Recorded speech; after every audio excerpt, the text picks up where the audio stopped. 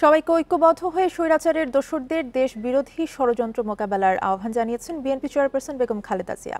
দুপুরে দলের বর্ধিত সভায় লন্ডন থেকে দেওয়া ভার্চুয়াল বক্তব্যে এই আহ্বান জানান তিনি। এদিকে তারেক রহমান বলেছেন, স্থানীয় নির্বাচন আগে হলে তা হবে স্বৈরাচারের দোসরদের পুনর্বাসন প্রক্রিয়া। এ ফাঁদে পা দেবে না বিএনপি।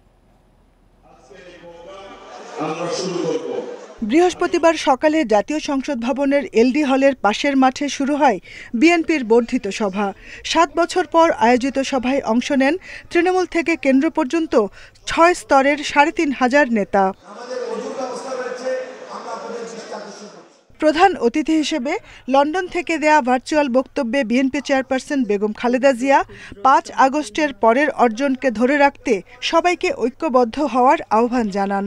ক্ষুদ্র ক্ষুদ্র সংকীর্ণতা ভুলে দেশ ও জাতির বৃহত্তর স্বার্থে আমাদের কাজ করতে হবে।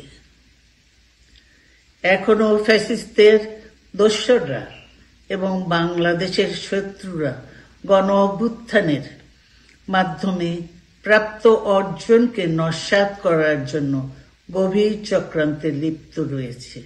এমন কোনো কাজ করবেন না যাতে আপনাদের এতদিনকার সংগ্রাম আত্মত্যাগ বিফলে যায়। পরে লন্ডন থেকে ভার্চুয়ালি বক্তব্য রাখেন বিএনপির ভারপ্রাপ্ত চেয়ারম্যান তারেক রহমান। বলেন, জাতীয় নির্বাচনের আগে স্থানীয় নির্বাচন হলে স্বৈরাচারের দোসররা পুনর্বাসিত হবে। এই ফাঁদে বিএনপি পা দেবে না। বাংলাদেশে গণতন্ত্র এবং বিএনপি সমার্থক। দেশে গণতন্ত্র থাকলে বিএনপি থাকে। গণতন্ত্র বিপন্ন হলে বিএনপির স্বার্থ বিপন্ন হয়। মাফিয়া প্রধানের পলায়নের পর দেশে বর্তমানে গণতান্ত্রিক পরিবেশ ফিরে এসেছে। জাতীয় নির্বাচনের সময় হয়তো ঘনিয়ে আসছে। তাই দলকে, কোনো ব্যক্তি নয় বরং দলকে এ ব্যাপারে ধীরে ধীরে আপনারা প্রস্তুত করুন।